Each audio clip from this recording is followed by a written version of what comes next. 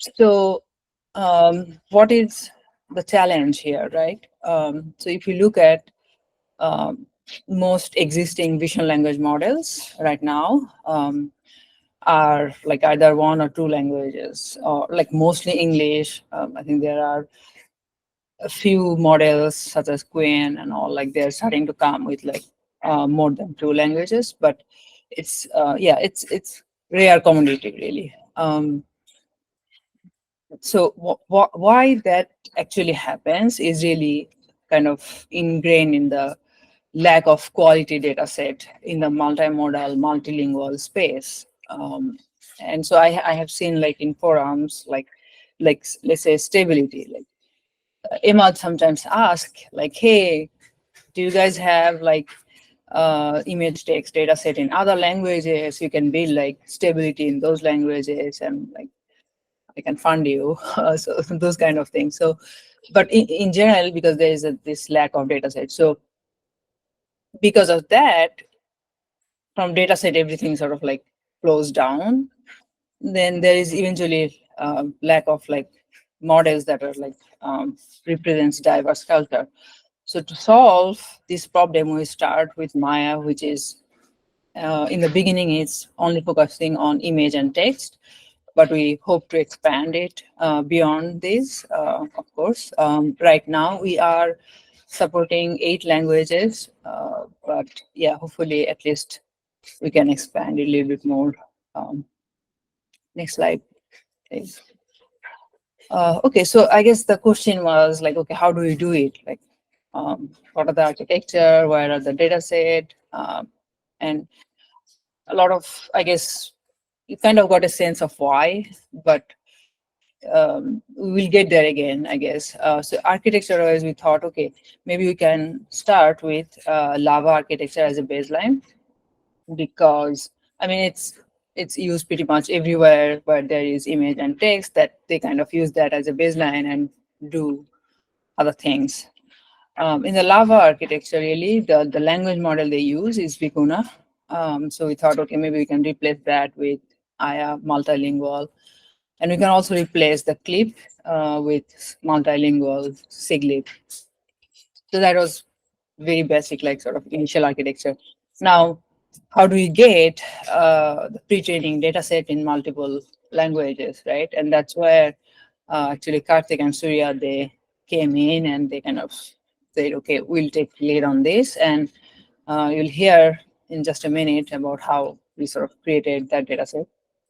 In the beginning, we are so that's for pre-training. For instruction tuning, we are starting with the Palo model has this sample 150K instruction tuning dataset in 10 languages. So we're going to use that. Yeah, so I guess our goal really is to kind of build a quality model that is inherently multilingual, and we will open source like all the components of it. I guess research impact wise, you can see like this type of like models with everything open source, hopefully sort of brings other people to build newer things and improve things based on that. Next slide, I guess, moves to dataset. Yeah. Yeah, hi everyone. So as you can see, the puzzle is with the data set. We don't actually have a multilingual pre-trained data set. That is where our initial solution has to be filled in. And this is the process of how we did build the pre-trained data set for Maya.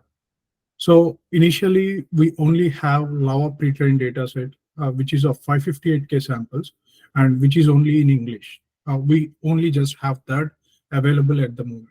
So within the dataset, if you can see, there is a human value, the human, and the value would be something like share a concise. So it's a deep description about the to ask a question, like to send an instruction to the LLM itself, and then GPT value, which is basically the caption of the image. So that explains what the image is all about. So that's how the pre-trained dataset format is there. And it is only available in English. So the first thing we did was, so how many human values are present within the dataset? So after doing some exploratory data analysis, we found out that there are only 11 unique instructions among the entire data set, that it doesn't have too many new instructions, but just these 11. So once we had those, we translated them to 7 languages using Google Translate, but that wouldn't give us the best quality.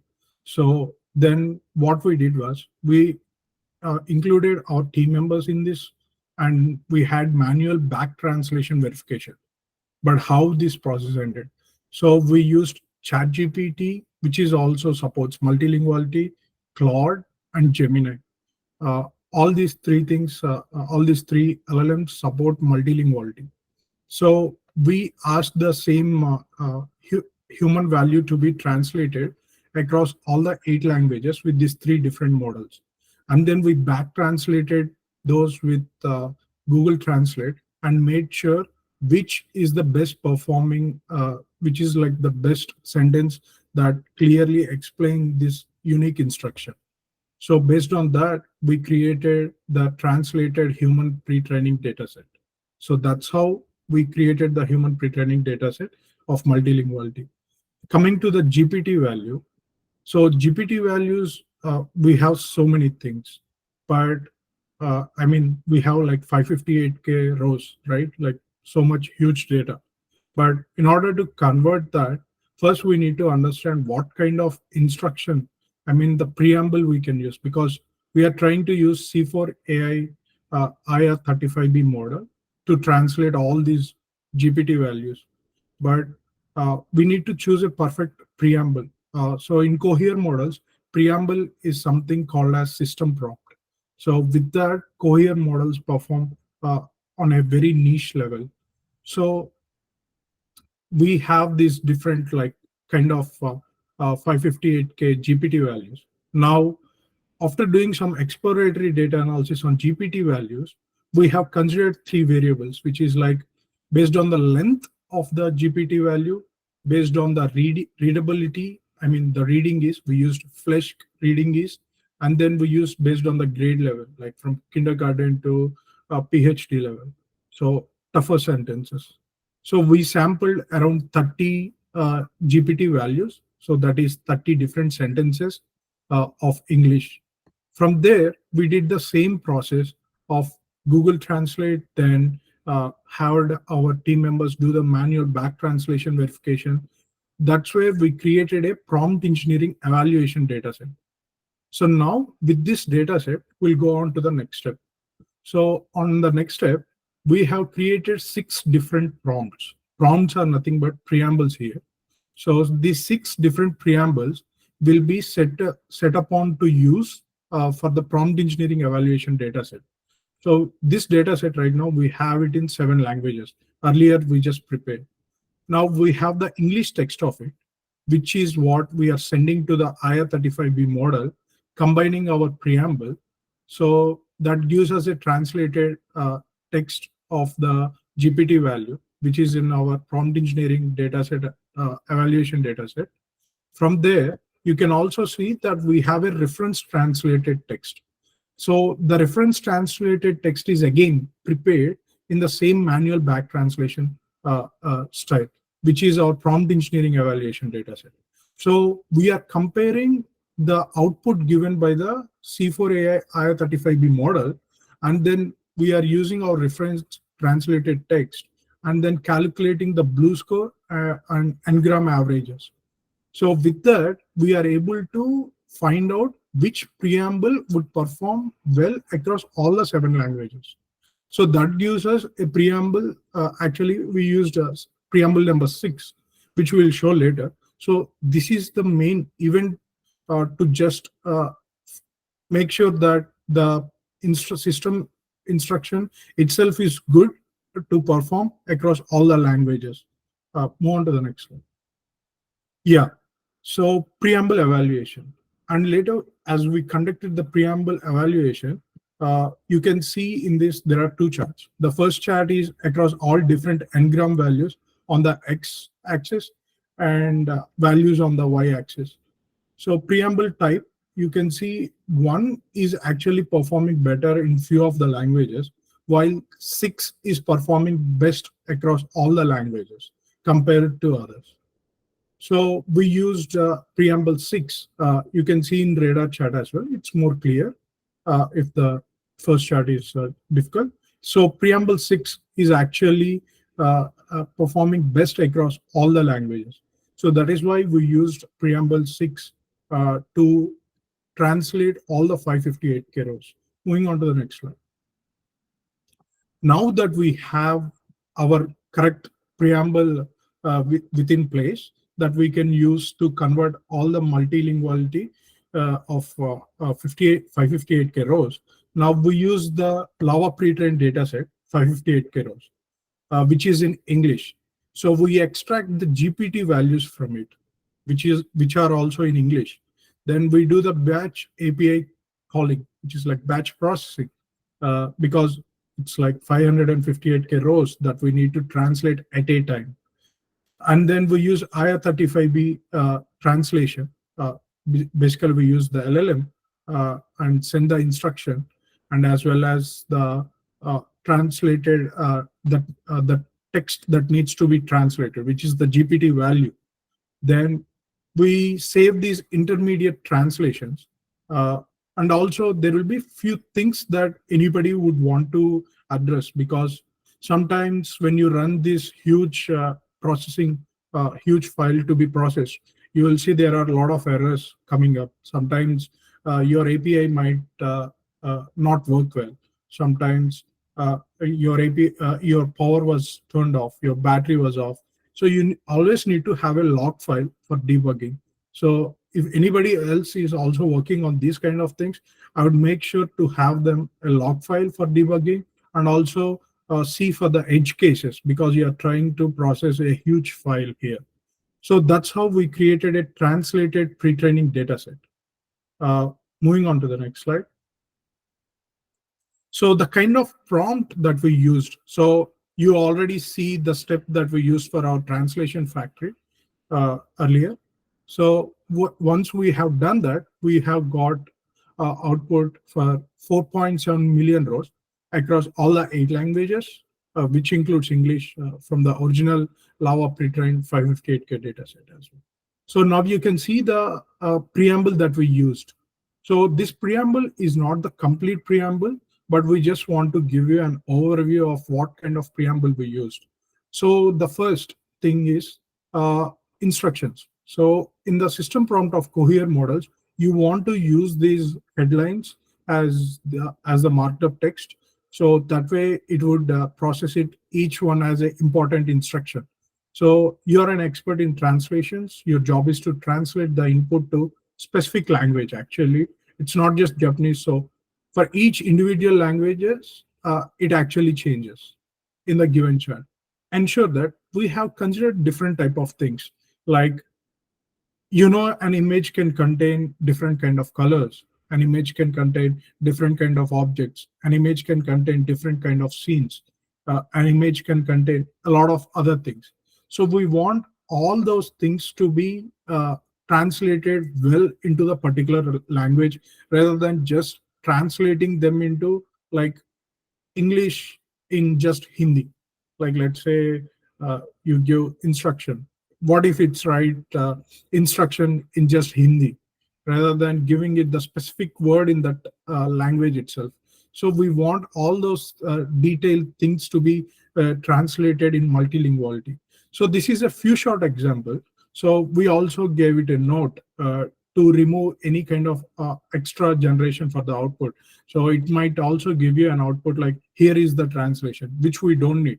We just need the output, like, which is the translated text, right? So we just need to give an instruction to the model that it just needs to give that particular output of the translated text. And in the examples, we have like 3 examples, which are few short examples. And you can see each of the example also have a input sentence and expected output. So this preamble actually worked well across all the languages. So try this out if you are trying to develop your own different data set for a particular language. Next slide. Yeah, that's it. Surya will take over. Yep. Okay. So like we have done the translation of the data set, like we got around 4.7 million data set, and we thought of, okay, let's a spot check on the translation of how good the translation is working. And then we found out, like to our surprise, like there are some sentences that are very obscene, like that contains like obscene content and all. And we are really surprised because it's a widely used benchmark, and like no one has flagged something that it has a toxic content. And we thought, okay, let's do a toxicity analysis because we want our model to be more safer.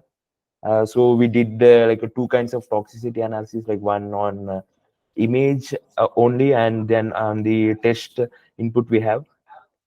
So for the test toxicity analysis, we have used ToxicBird, which kind of classifies each sentence into like a different like toxicity levels. Like it gives a score of like toxicity, what's the toxicity score of the sentence, and whether it's an obscene content or whether it has threat, insult, and identity attack. And like once we ran the whole data, so like 558K samples, like we have only ran the GPT values because for the human video, like it's pretty normal, so we don't need to do that.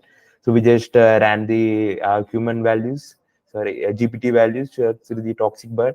And we did a like small analysis, like we have tried with the different thresholds on what is giving the best possible results in terms of getting more toxic sentences out of this, and less false positives. And we found like a 0.8 threshold is giving us the best results in terms of getting most of them. And out of the whole 558K, there are only 892 samples that are toxic. And the next we did image toxicity analysis. So for this we have used the lava guard. And so LavaGuard is a model that is kind of trained similar to like in the Lava framework, where it kind of based on the image it's given, it will give out the like different outputs, like rating of the outputs, like whether it's safe or not and what category it is. So like they have considered around 9 categories, and it will just give like what category it is, where if it is unsafe, and the rationale behind giving that particular category or that particular rating is also been provided. And so we ran like all the images that we have on the lava guard, and like we have ran on the 8B lava guard model. Then like once we got the results, like we thought, okay, let's directly remove those. Then we are just analyzing those results and found like there are some false positives where whether the image is safe, but still it's been given as unsafe. So we thought, okay, let's give the rationale to an LLM model to further filter the data set. So that's where we used a command based model. So the first thing, like we have created a seed rational verification prompt. So given the rationale of it, whether it's safe or not, like whether it's truly safe or it's just the kind of a false positive. And with that prompt, we have given it to the Cohere prompt tuner.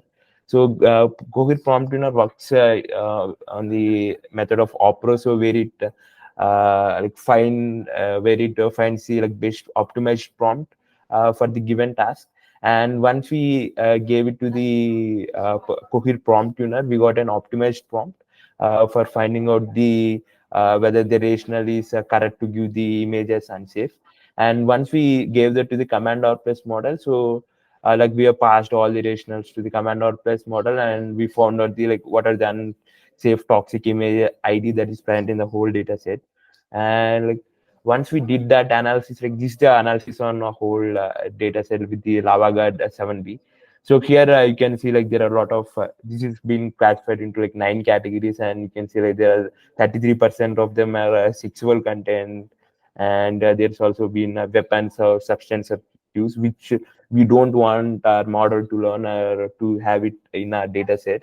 And so we combined both the results from the LavaGuard and ToxicBird, and we got around 7.5K. You may think, okay, 7.5 is very less compared to 558K.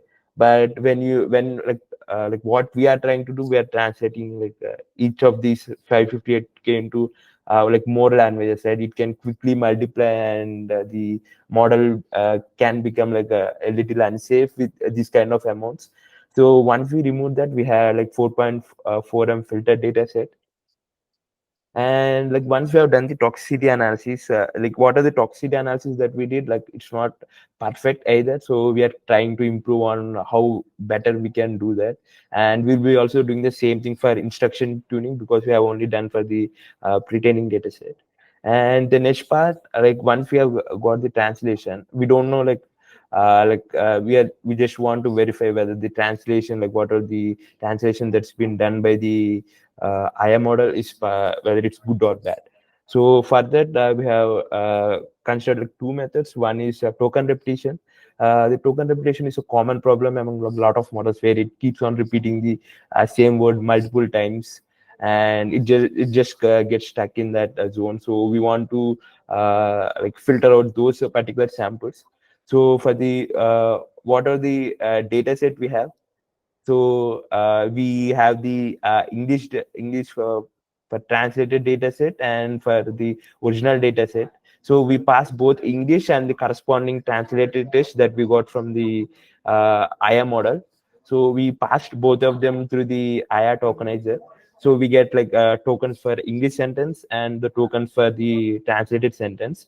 And then we check for the whether in the translated sentence are there any repeated consecutive tokens. So we kind of iteratively check whether there are two consecutive tokens or three consecutive tokens. And we also constrain the limit that like if there is a repeated token, whether it's a repeated token like same present in the English sentence also. Because if it is present in English token, then it's good. But if it's not present in the English token, but it's present in the translated sentence, then it's kind of a red flag for us.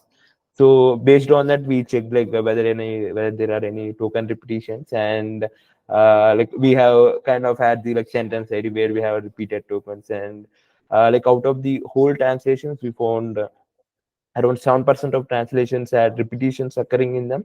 And like most of them were found in Arabic.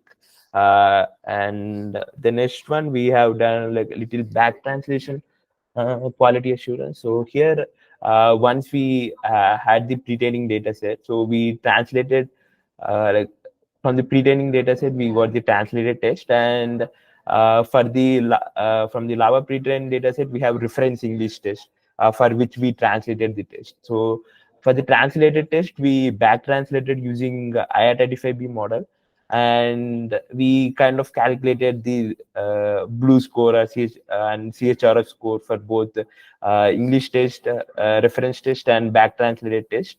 And based on that analysis, we thought of okay, let's find a optimal threshold that can filter out the bad translations which have less score in terms of blue or CHRF score. And we have ran it across like 3.9 million rows, excluding English. And then this is the analysis that we got. Like we only done the analysis for CHRF but not for the blue score. Like CHRF is kind of a character level precision calculation, like F1 score calculation. And here you can see like it's mostly performing a little better. Like the French is performing best and the Arabic is performing little worse, but we are trying to improve on this particular aspect. And yeah, this all we have done for the from the data set part. Now Nagid will continue on what we have done for the model. Hey, thanks, Surya. Yeah, so I will go over briefly over some aspect of the model training.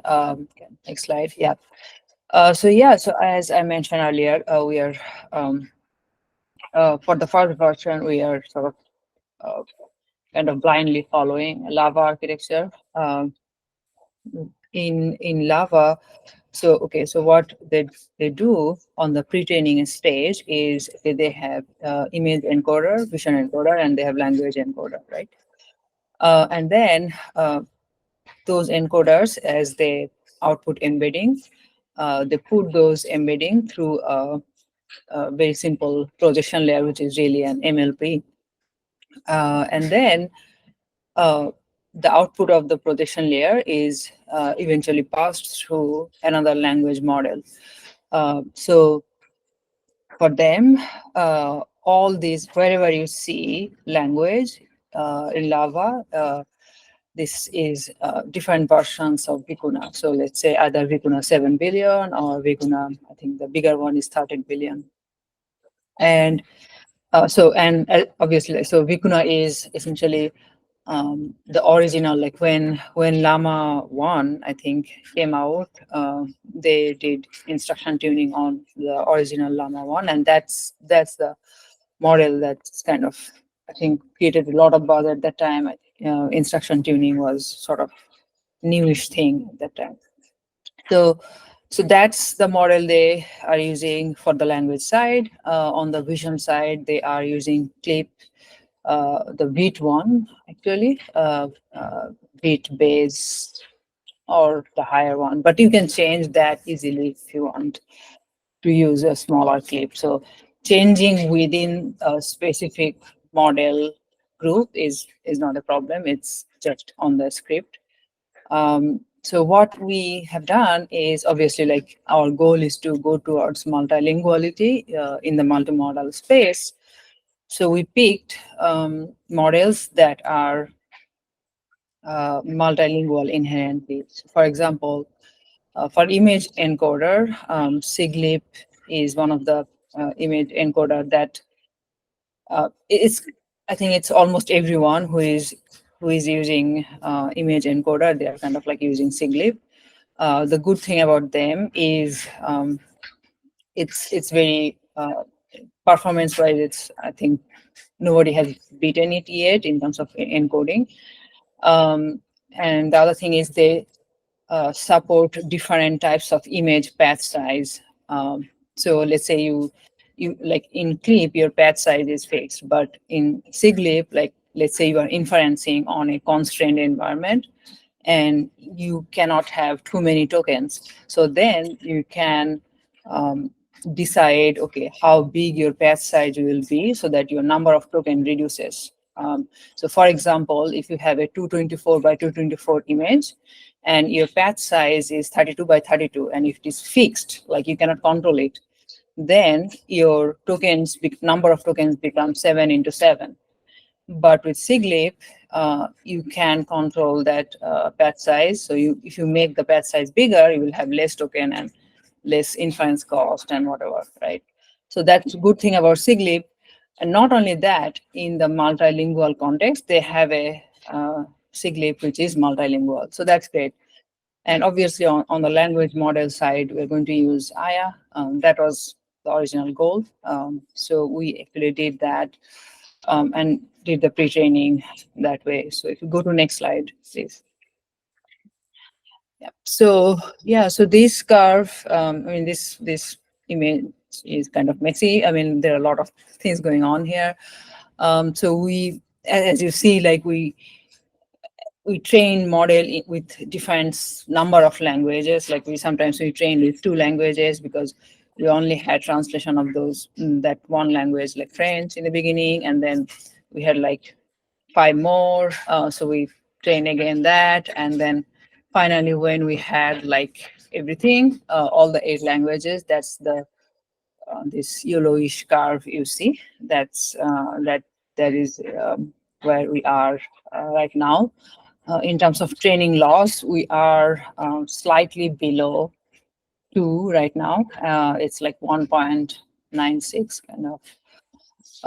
Yeah, so so right now we're training with 32 batch size. So depending on the GPU, we kind of have to play with that in terms of what is your gradient accumulation rate and what is your batch size, because if you don't have very powerful GPU, then you have to play with that portion. And yeah, so this is actually full. There is no LoRa involved here. This pre-training is like full pre-training. Next slide, please. And then once we had the pre-trained model using the Palo instruction tuning data set, which is like 150K images, and their translation in like 10 languages. They have 10 languages. So yeah, so we did instruction tuning. So once we did instruction tuning with LoRa based, and another we did without LoRa. And it's funny that, yeah, I don't know how to explain all these things, but long story short, we were able to get a better model without LoRa. So this green curve you see, it's clearly like sort of almost like your ideal training loss. But and another thing you'll notice with the LoRa training was there are certain spike. So I think there is like somewhat of a training instability going on there also. So there is actually, I mean, if you want to go through the LoRa route, I think we have to tune the parameters a little bit so that we get a more like stable training. But I think, yeah, I feel like I don't want to use my GPU for that, since I can feed the non-LoRa training and it's doing good. So no more wastage of GPU on LoRa. Yeah, so that was there. If you go to next slide, please. Yeah, so this is like a bunch of like example output with the pre-trained Maya model. We are evaluating the instruction tune model as we speak, so we don't have the result yet now. So this this was one sample image to show you sort of like, okay, what the output looks like. For me personally, I cannot read any of these languages other than English. So yeah, so you like users say, okay, please describe whichever language you're saying. Okay, please describe it in English, please describe in Chinese, please describe in like French. So yeah, so that's how we're doing it, and you see like the different responses. The picture shows a cat lying on a red carpet. The cat is wearing a yellow toy. Yeah, I mean the language is kind of odd. I mean you don't wear a toy, I guess, and I guess these are where like the improvement really, like it's not really only red carpet, it's kind of like a striped carpet, right? And so I feel like those areas actually require more work. So but that's like after we take out the first version and kind of release in the wild. Next slide, please. Yeah, so I guess like what are some of the challenges we had so far here, right? I think one of the biggest challenges is like access of high-end GPUs. So on the model training side, I have that on personally, and one of the team member, Satya, in the model training team, he has his like 4090 at his home, which is not high end, but like at least he can test certain things. And then some folks like they pay from their own pocket to like collab, but that's good only for like certain test. And obviously like you cannot go on that way forever. So that's a challenge. I think on the model training side, we could have parallelized a little bit more if it was not like bottlenecked on me.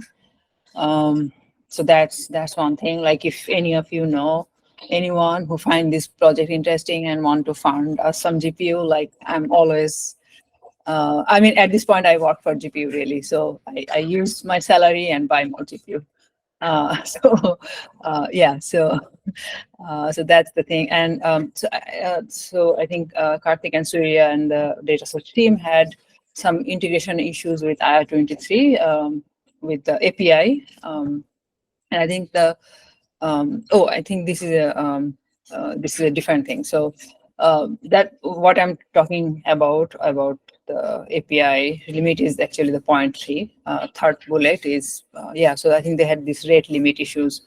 The second bullet is really about there were some issues, but it's not much. We had to change certain pieces in the lab architecture to both support AYA and also SigLIP. So I think the changes for SigLIP were more significant. I mean, we had some struggle there in terms of like, okay, to really understand some of their the model features. So yeah, so we spent a good amount of time there, but it's kind of solved now.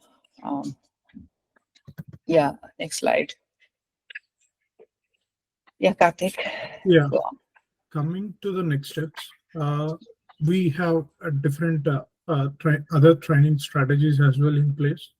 So we are also making few changes on the model side uh, with the encoders, frozen encoders, and etc. And also we are trying to introduce our own new training technique as well. Next step, yeah.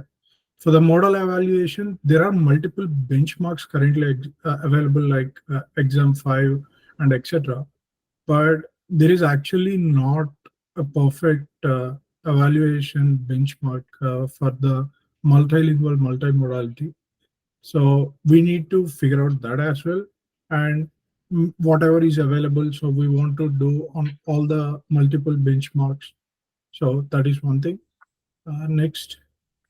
So for the bad translations, although we are trying to figure out by using blue score and character F++, uh, we have this step because we don't have the reference text exactly. So we are trying to do a back translation of the translated text. So this is not a more guided way, but this is a new technique, something we are performing at the moment. But we also are doing research on that aspect and introducing a more guided filtering for the bad translations of pre-training dataset and as well as the instruct tuning dataset. Next. So, and more detailed and improved toxicity analysis of the pre-training and instruct tuning dataset with LavaGuard. And currently we are also researching the recently released Gemma Shield, Gemini model from Google, which is also a classifier model. It's not a LLM that is expert in recognizing toxicity, but it is an classifier model that is expert in recognizing toxicity. So we are also researching on that part. Next.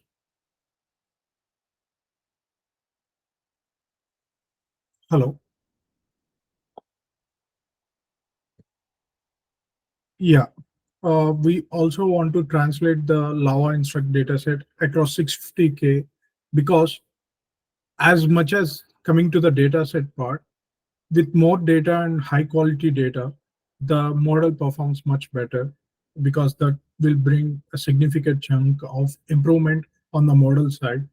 So currently we have the Lava instruct data. The original Lava instruct dataset is of 650K samples, which is only available in English. But coming to the Palo dataset that we are currently using, it is only about 150K samples across each languages, which is not like what the English dataset is available. Like the size of the English dataset and the size of different languages doesn't actually match. So we don't want that to happen with our model. So that is why we are sticking to the next step as translating the original Lava instruct dataset of 650K samples as well with all the above niche steps. Next.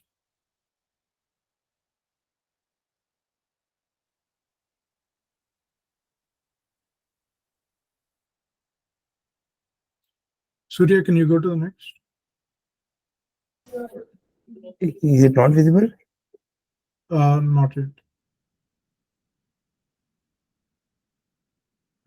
All right, I'll just speak out. So, yeah, we also want to do the human review of the created dataset because, as I just mentioned, the more higher quality of the dataset improves big chunk of improvement in the models itself. So we also want to create human in the loop kind of thing using Hugging Face Argilla, which is also the Argilla 2.1 actually supports for multimodal datasets that is launched like last week. So we are also going to bring that. So today, I would say keep an eye on both C4AI and IA community. We request for linguistics to join with us in doing this review. That would be really great to improve the quality of the data sets. And then we also want to extend to other languages. So currently we are supporting 8 languages, but IA23 inherently supports 23 languages. So we are going to extend our model to other 15 languages as well, and to other modalities in the future. But now we are just sticking to the vision aspect. And yeah, in November, we are mostly sticking to November to release the weights and the model itself. So just stay tuned on IA and C4AI community again. Next slide. So Team Maya, all of them actually, everybody gave their significant amount of time and hard work into this. Uh, Without them, it would be impossible. And they all really made this possible today. Yeah. Next. Any questions? We are happy to answer. Bring them on. Yes, please. What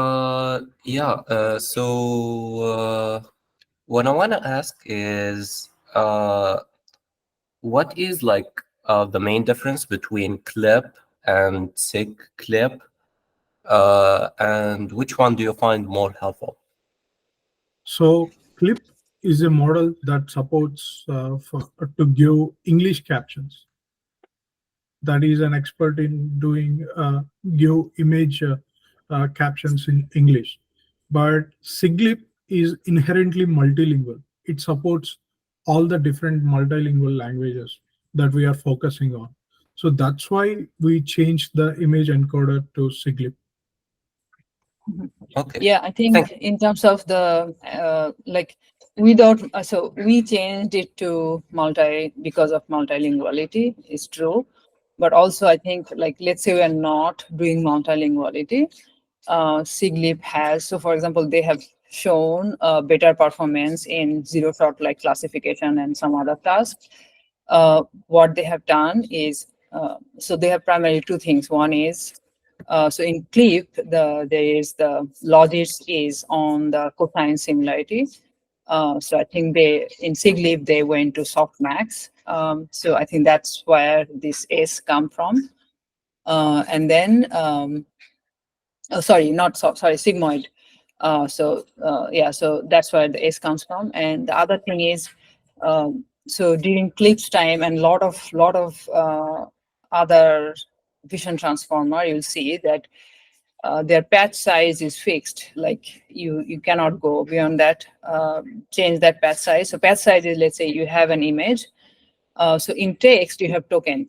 So you can think each patch as a token. So in case of image, so if you have like full image, you make like, okay, 16 by 16 or 32 by 32, whatever is that models supports, that's your patch size. So what SigLIP actually does is, so the author of SigLIP, one of the authors of SigLIP actually created this variable length patch size vision transformer before SigLIP actually. So they actually brought that technique in SigLIP also. So that is actually good. That's, I think, one of the reasons a lot of people use it, because that gives you flexibility during inference time, not just for this model, but let's say other things in the vision world. So yeah, so they actually showed at least better performance in like classification task and a few other things. They have a non-multilingual version also. So if you don't care about multilinguality, you can just use that. But yeah, Karthik is right that we are using it mainly for multilinguality. Thanks a lot. Also, this is a really great presentation. Thanks for doing this. Thank you.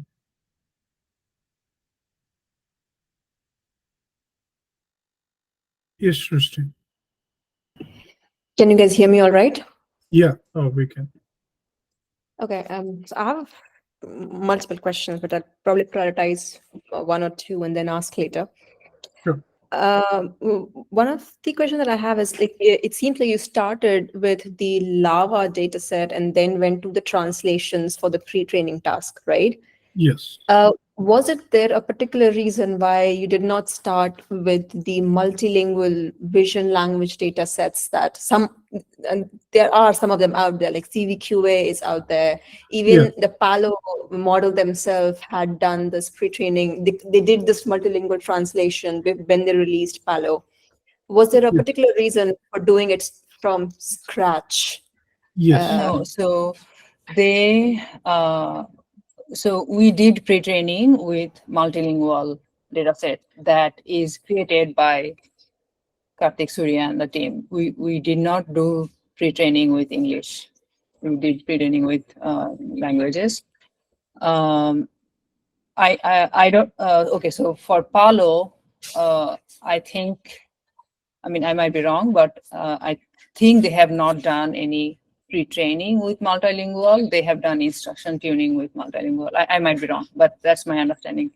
Yeah. I don't know about CVQA, but CVQA has a test data set in multilinguality that we are using for evaluation also. So, yeah. I will add a few things on top of that for Srishti's question. So if you look at all the different kind of data sets that are available in multilinguality for the vision aspect, so all these data sets are not extensively used. And the main reason would be when you're trying to create a new model and the pre-trained data set plays a key role. So the first important thing you need to see is how this pre-trained data set can improvise the model performance. So if you look at Lava 1.5 architecture or Lava 1.5 model, if you visit the Lava 1.5 GitHub page, you can see the Lava 1.5 is actually SOTA model within the vision languages model. And the pre-training data set played a key role. They have an extensive analysis and report that is been given why their data set has helped them to achieve what they are to reach the SOTA level.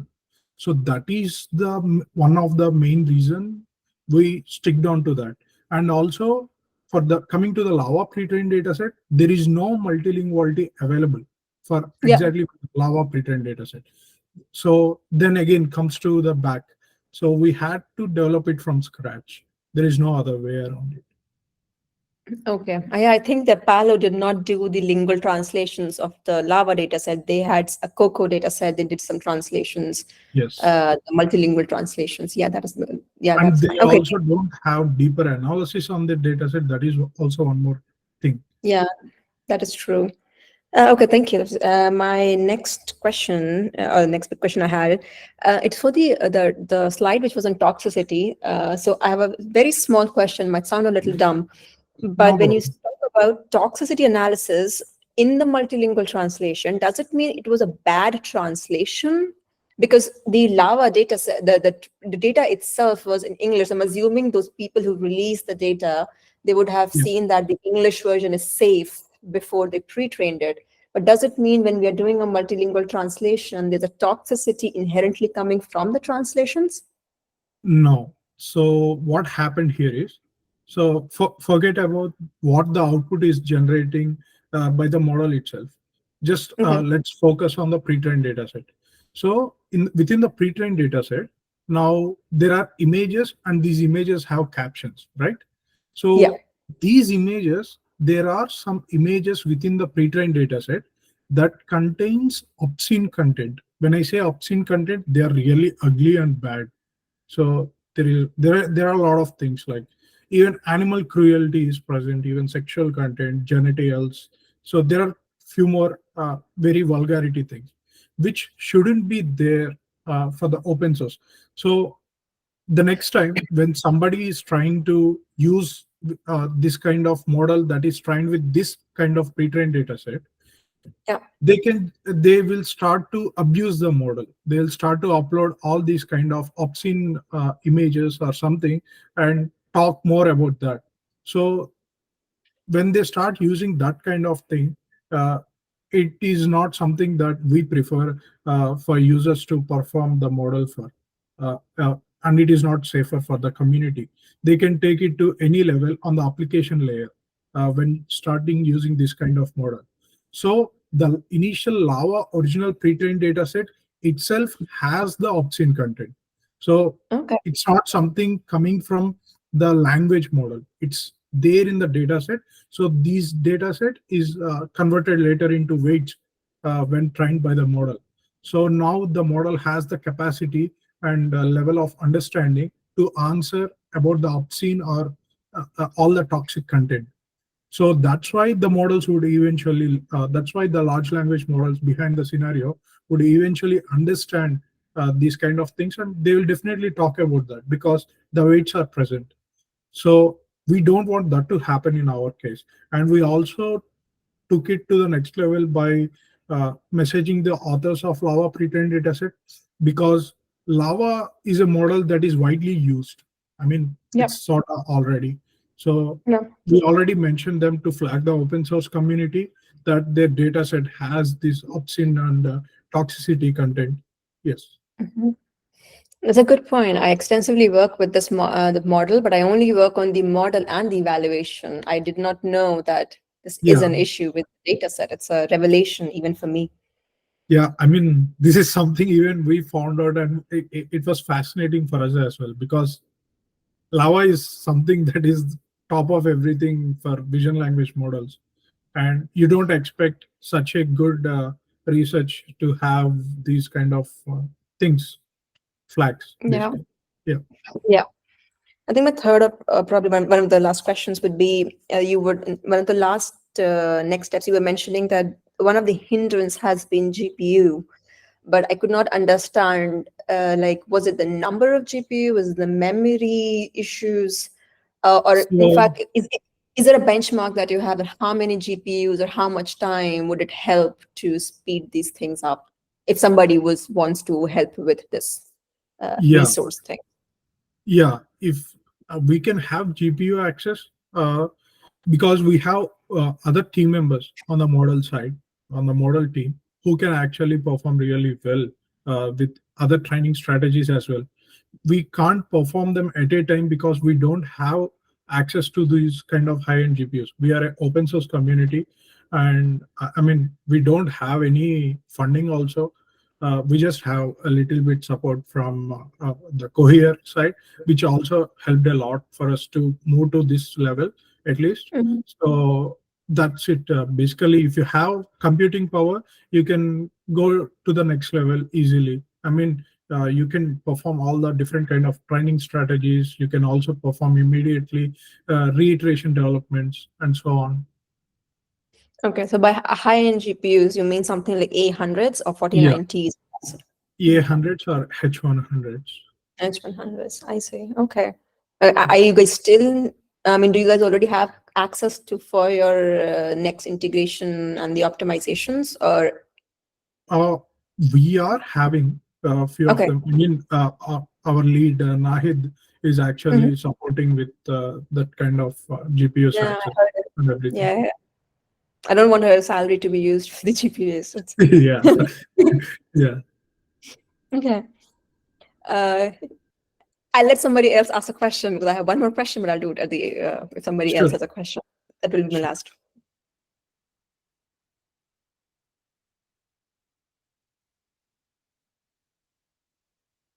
Okay, if nobody has, I'll probably take that time Sure. myself. This is more like not less of a question, but an opinion that you had. I forgot. I think it was a second last slide somewhere where you wanted to do much more evaluations or different kind of benchmarks. Yes. But I did not see what are those benchmarks you have in consideration, because tasks are a lot. There are VQA tasks, there are also captioning tasks, but there are also tasks like culture. So just a heads up, I was the one who texted up about the cultural part on Discord, and Okay. I just found you guys on YouTube, and I did not know you have a meeting in 30 minutes. So it was just timing me. Yeah. But there are benchmarks which are cultural benchmarks, like culture VQA. I don't think they have released data sets, but things like that. So Yeah, there so are we are on the evaluation right now. We are using, so Palo has an evaluation data set, and we are also using CVQA. So those two we are using right now. we have not. I mean, if you have any other suggestion, like, yeah. Yeah, there's I think there's a smaller data set, but it's a very good quality. It is by Desmond Elliott from University, and they won the ACL Best Paper Award a couple of years ago. It is on the cultural evaluation by Emanuela and Desmond Elliott. I'll have to find the name. Just slipping from my mind. Yeah, that would be great. Yeah, yeah.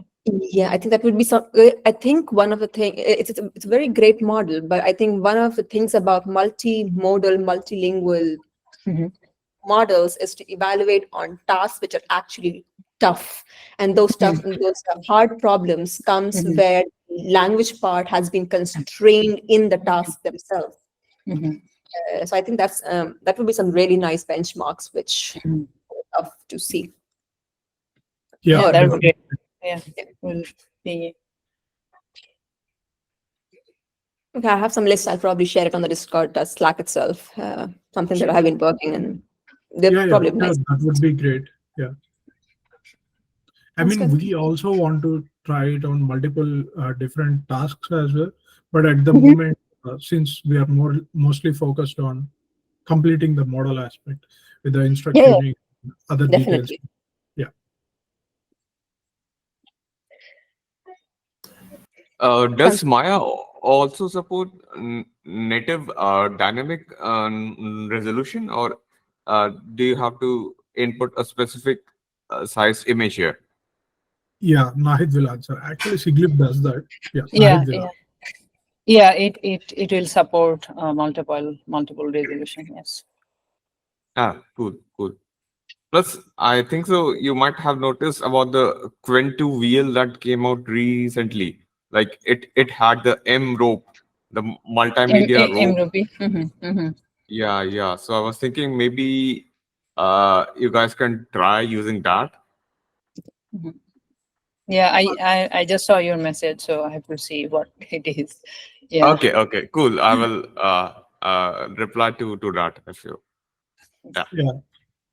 Thank you, Mike. More questions? Actually, I think we are 5 minutes over that. If anyone have any questions, we can stop for 1 minute, or otherwise we can end this session.